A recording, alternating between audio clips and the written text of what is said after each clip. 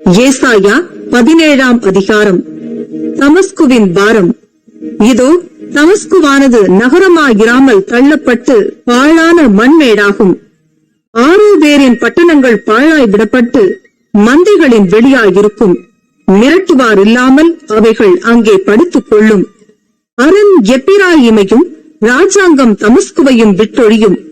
இஸ்ரவேல் புத்திரருடைய மகிமைக்கு நேரிட்டது போல சீரியாவில் மீதியாயிருப்பவர்களுக்கும் நேரிடும் என்று சேனைகளின் கர்த்தர் சொல்லுகிறார்.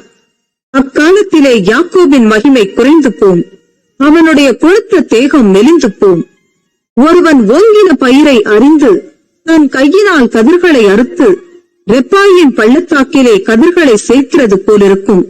ஆனாலும் ஒலிவ மரத்தை உலுக்கும் போது முனிக்கொம்பிலே 2-3 காய்களும் காய்க்கிற அதன் கிளைகளிலே 4-5 காய்களும் மீதியாயிருப்பது போல அதிலே பின்பறிப்புக்கு கொஞ்சம் மீதியாயிருக்கும் என்று இஸ்ரவேலின் தேவனாகிய கர்த்தர் சொல்லுகிறார். அக்காலத்திலே மனுஷன் தன் கைகளின் கிரியையாகிய பீடங்களை நோக்காமலும் தன் விரல்கள் உண்டு பண்ணின தோப்பு விக்கிரகங்களையும் சிலைகளையும் நோக்காமலும் தன்னை உண்டாக்கினவரையே நோக்குவான். அவன் கண்கள் இஸ்ரவேலின் பரிசுத்தரையே நோக்கிக் கொண்டிருக்கும். அக்காலத்திலே அவர்களுடைய அரணான பட்டணங்கள் இஸ்ரவேல் புத்திரருக்கு மீதியாய் வைக்கப்பட்ட தலையை போலவும் முனிக்கொம்பை போலவுமாகி பாழாய் கிடக்கும். உன் பெலமாகிய கண்மலையை நீ நினையாமல் உன் இரட்சிப்பாகிய தேவனை மறந்தாய். ஆதலால் நீ நேர்த்தியான நாற்றுகளை நட்டாலும் அந்நிய தேசத்து கன்றுகளை வைத்தாலும் பகற்காலத்திலே உன் நாற்றை வளரவும் விடியற்காலத்திலே உன் விதையை முளைக்கவும் பண்ணினாலும் பலனை சேர்க்கும் நாளிலே துக்கமும் கடும் வேதனையுமே உங்கள் அறுப்பாயிருக்கும்.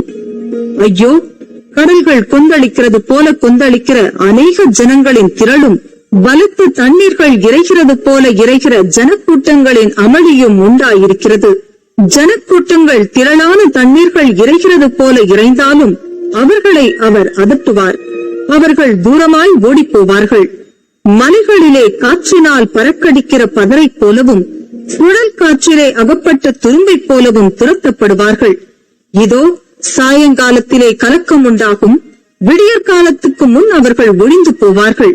இதுவே நம்மை கொள்ளையாடுகிறவர்களின் பங்கும் நம்மை சூறையாடுகிறவர்களின் வீதமுமாயிருக்கும்.